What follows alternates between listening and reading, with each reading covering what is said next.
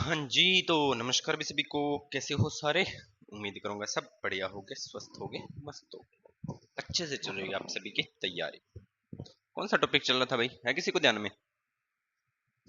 Sir श्वसन वाला चल रहा था। वेरी गुड, श्वसन वाला ही चल रहा था हमारा चैप्टर। तो करें उसकी पीडीएफ डाउनलोड और पढ़ते हैं उसको फिर। वैसे देखा जाए इसके बाद में अपने 11th की बायोलॉजी के 4 चैप्टर रह जाएंगे, सिर्फ 4। 11th की बायोलॉजी कंप्लीट। वैसे अगर आप व्हाइट बोर्ड वाली देखोगे तो उसके हिसाब से तो कंप्लीट ही है, पर फिर भी मैं आपको पूरा का पूरा करवाऊंगा, कोई दिक्कत वाली बात नहीं है। कल हमने आधा पढ़ लिया था, आधा रह गया था।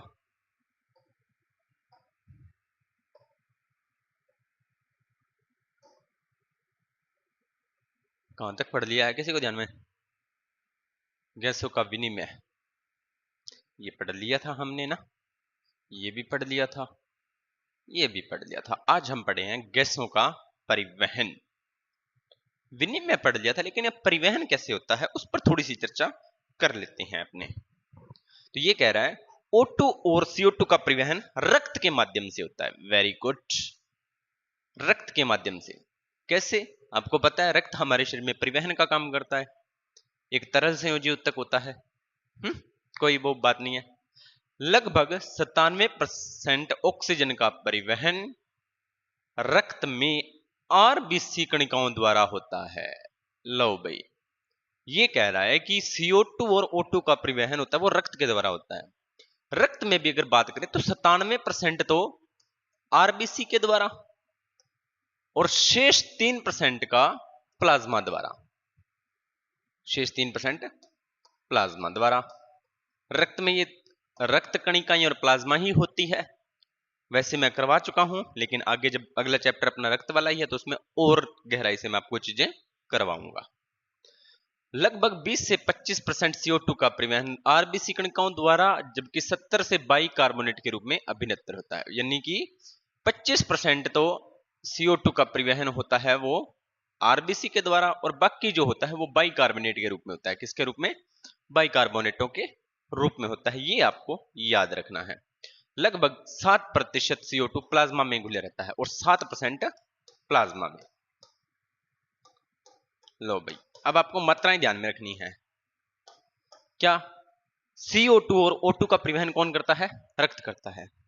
ऑक्सीजन की बात करें तो 97% ऑक्सीजन का परिवहन होता है वो रक्त में आरबीसी के द्वारा होता है, लाल रुधिर कणिकाओं के द्वारा होता है। शेष 3% होता है वो प्लाज्मा के द्वारा। लो भाई, इतनी बात तो हमें समझ में आ गई।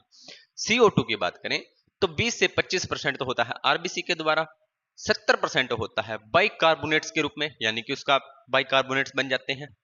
बाइकार्बोनेट्स होते हैं प्यारे बच्चों CO3 +-2, ठीक है, इसके रूप में। और 6-7% होता है वो प्लाज्मा के रूप में। अब पहले बात करें हैं ऑक्सीजन का परिवहन। ऑक्सीजन का परिवहन कैसे होता है उस पर चर्चा करेंगे। फिर कार्बन डाइऑक्साइड के परिवहन पर चर्चा करेंगे। फिर श्वसन का नियम पढ़ेंगे।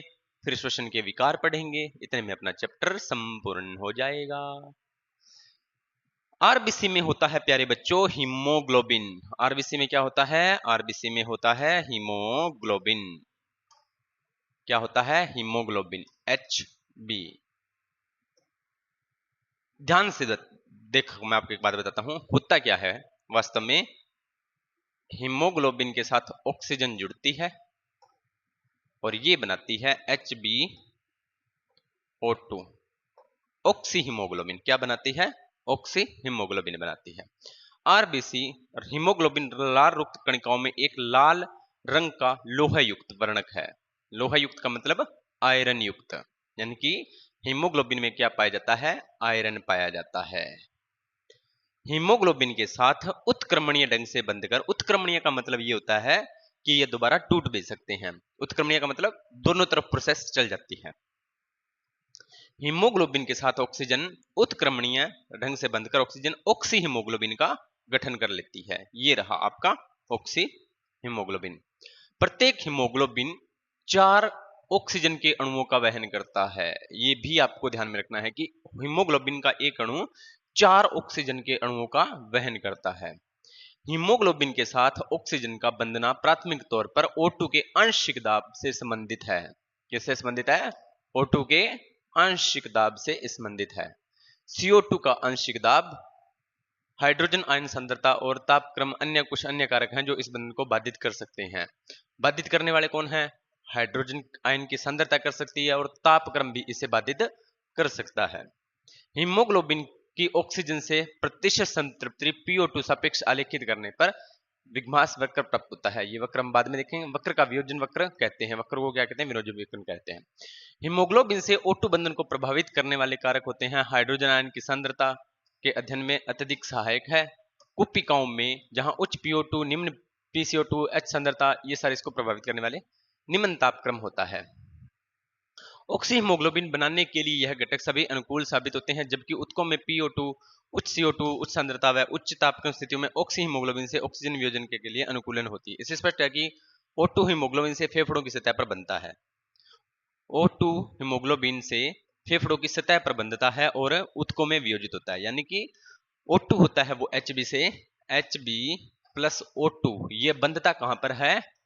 फेफड़ों की सतह पर, फेफड़ों की सतह पर। और इनका वियोजन कहां पर होता है? तो वियोजन होता है ऊतकों में। वियोजन कहां पर होता है? ऊतकों में। क्योंकि ऊतकों में जाने पर ये दोनों अलग हो जाएंगे, ऑक्सीजन वहां पे छूट जाएगी, बस आगे काम हो जाएगा। प्रत्येक 100 ml ऑक्सीजनित रक्त में सामान्य शरीर क्रियात्मक स्थिति में ऊतकों को लगभग 5 ml O2 प्रदान करता है। 100 ml रक्त में 5 ml क्या प्राप्त होती है? आपको O2 प्रदान होती है। वक्र को देख लो थोड़ा सा। वियोजन चक्र इधर है, ऑक्सीजन के साथ हीमोग्लोबिन का संतृप्त, बस एकदम से आगे बढ़ते हैं। कार्बन डाइऑक्साइड का प्रयोग। कार्बन डाइऑक्साइड हीमोग्लोबिन द्वारा कार्बोमिनो हीमोग्लोबिन 20 से 25% के रूप में वहन करता है, बता दिया। यह बंधनित CO2 के आंशिक दाब पर संबंधित होती है। PO2 प्रभावित करने वाला एक मुख्य कारक है। उत्तकों में PCO2 निम्न PO2 के स्तंभ होने के हीमोग्लोबिन CO2 का बंधन करता है, जबकि कुपिका में CO2 निम्न और O2 उच्च होता है। कार्बोहीमोग्लोबिन से CO2 का वियोजन होने लगता है। ये तो वही सेम बात होगी। आगे देखते हैं। उत्तकों में हीमोग्लोबिन से बंधित CO2 कुपिका से मुक्त हो जाती है। यानी कि उत्तकों से आती है हीमोग्लोबिन से बंधित हुई CO2 जो कुपिका में आकर वियोजित हो जाती है। अब कुपिका उसे बाहर निकाल देगी। एंजाइम कार्बोनिक एनहाइड्रेज की सांद्रता RBC कणिकाओं में उच्च और प्लाज्मा में अल्प होती है। इस एंजाइम को निम्न प्रक्रिया द्वारा दिखाया जाता है। CO2 plus H2O, H2 PO3 और इधर H3 H पॉजिटिव। ये आपको समीकरण ध्यान में रखनी है। उत्तकों में अपापचय के कारण CO2 अधिक होने से CO2 RBC में विस्तृत होती है। उपापचय के दौरान यानी कि जब ग्लूकोज टूट चुका है तो ऑक्सीजन बनेगी। ऑक्सीजन अधिक होने से RBC और प्लाज्मा में CO2 विकसित हो जाएगी। CO3 और H आयन बनाती है। कुपिका में PCO2 कम होने से प्रतिक्रिया दिशा विपरीत हो जाती है, जिससे CO2 और H2 बनते हैं। इस तरह से बाइकार्बोनेट के रूप में उत्तक स्तर पर ग्रहित कुपिका द्वारा परिवहित कार्बन डाइऑक्साइड की पुनः CO2 के रूप में परिवहन कर दिया जाता है। बताई दिया। ये इंपॉर्टेंट। प्रति 100 ml V ऑक्सीजनित रक्त में कुपिका द्वारा CO2 की 4 ml मात्रा ट्रांसफर की जाती है। कितनी? 4 ml। उधर 5 ml थी, इधर 4 ml। आगे है श्वसन का नियमन। नियमन देखते हैं। मानव में अपने शरीर में उत्तकों की मान के अनुरूप श्वसन की लय को संतुलित और स्थिर बनाए रखने की एक महत्वपूर्ण क्षमता है। यानी कि आवश्यकता अनुसार लगातार हमारी बॉडी में सांस लेने की प्रक्रिया वो चलती रहती है। यह नियमन तंत्रिका द्वारा संपन्न होता है। तंत्रिका तंत्र द्वारा यानी कि मस्तिष्क द्वारा संपन्न होता है भाई। मस्तिष्क के मेडुला क्षेत्र में एक विशिष्ट श्वसन लय केंद्र विद्यमान होता है। कहां पर? मेडुला क्षेत्र में विशिष्ट श्वसन लय केंद्र क्षेत्र विद्यमान होता है, जो मुख्य रूप से श्वसन के नियमन के लिए उत्तरदायी होता है। मस्तिष्क के पौंस क्षेत्र में, कौन से? पौंस क्षेत्र में एक अन्य केंद्र स्थित होता है जिसे श्वास प्रभावी केंद्र कहते हैं। कहां पर होता है? पौंस के क्षेत्र में, जो श्वसन लय केंद्र के कार्यों को सुधार कर सकता है। इस केंद्र को तंत्रिका संकेत श्वसन अंतःश्वसन की अवधि को कम कर सकते हैं और इस प्रकार श्वसन दर को परिवर्तित कर सकते हैं। लय केंद्र के पास एक रसो संवेदी लय केंद्र के लिए अति संवेदी होता है, जो CO2 और हाइड्रोजन के प्रति संवेदी होता है। इन पदार्थों की वृद्धि से केंद्र का सक्रिय होकर स्वयं समायोजन करता है, जिससे पदार्थ निष्कासित किए जा सकते हैं। महाधमनी चाप ग्रीवा धमनी से जुड़ी रहती है, CO2 H2 के संदर्भ पर नियंत्रित कर सकते हैं। ये बस आपको इतना ध्यान रखना है कि ये मस्तिष्क द्वारा कंट्रोल होता है बस। अब है श्वसन संबंधी विकार। पहला है दमा, अस्थमा बोलते हैं जिसे, दूसरा है श्वसनिशोध, तीसरा है वातस्फीति, चौथा है वात श्वसनीय रोग। दमे में क्या होता है, ये श्वसन कोशिकाओं के शोध के कारण श्वसन के समय घरघराहट होती है और श्वास लेने में कठिनाई होती है। दमे में क्या होता है, श्वसन कोशिकाओं में जो श्वसन संवेदनाएं होती हैं उसमें अवरोध उत्पन्न हो जाता है, जिससे सांस लेते हैं व्यक्ति तो उसको ऐसे मतलब गंदे तरह से खराटे टाइप आवाजें करता है, खांसी आती है बार बार, वो टाइप कहता है कि वो दमे की शिकायत हो जाती है और जिसे सांस लेने में उसे कठिनाई होती है। अगला है श्वसनी शोध। यह श्वसनी की शोध है जिससे विशेष लक्षण श्वसनी में सूजन और जलन होना है, जिससे लगातार खांसी आती है। इसमें क्या होता है, श्वसनी में सूजन और जलन होती है और व्यक्ति को खांसी आती है। अगला है अम्फीसीमा, एक चिरकालिक रोग है जिससे कुपिका भित्ति शक्तिग्रस्त होती है, जिससे गैस विनिमय सतह घट जाती है। धूम्रपान इसके मुख्य कारकों में से एक है। चिरकालिक है यानी कि अचानक से है, इसमें कुपिका क्या हो जाती है, शक्तिग्रस्त हो जाती है, जिससे गैस विनिमय घट जाता है। धूम्रपान इसका मुख्य कारण हो सकता है। अगला श्वसन श्वसन व्यावसायिक श्वसन रोग। कुछ उद्योगों में विशेषकर जहां पत्थर की घिसाई पिसाई तोड़ने का कार्य होता है वहां इतने धूलकण निकलते हैं कि शरीर की सुरक्षा प्रणाली ने पूरी तरह से निष्प्रभावी नहीं कर पाते। दीर्घकालीन प्रभाव साधन शोध पर कर सकता है, जिसे रेशा उत्कों की प्रचुरता हो, जिससे फलस्वरूप फेफड़ों को गंभीर नुकसान हो सकता है। इन उद्योगों का मुख्य प्रयोग को करना चाहिए। बस ये आपको 9 रोग के नाम ध्यान में रखने हैं, इसके अलावा यहाँ पर कुछ भी नहीं है। एक बार हल्के से क्वेश्चन, जैव क्षमता को परिभाषित कीजिए, निश्वसन को उपरांत फेफड़ों में वायु का आयतन बताइए, गैसों के मिश्रण में कुप्पी का क्षेत्र क्या होता है, CO2 का प्रहन बताइए, CO2 कितनी होनी चाहिए, मिलान कीजिए इसका, सामान्य श्वसन की प्रक्रिया व्याख्या कीजिए, श्वसन नियम कैसे होता है, VCO2 के बारे में बताइए, पहाड़ पर चढ़ते हुए श्वास क्यों प्रभावित होती है, कीटों में श्वसन की क्रियाविधि कैसी होती है, ऑक्सीजन वियोजन चक्र के बारे में बताइए, इसके बारे में बताइए, IVR CR फेफड़ों में ज्वारीय आयतन क्या है। ये सारे आपको क्वेश्चन करने हैं, ठीक है।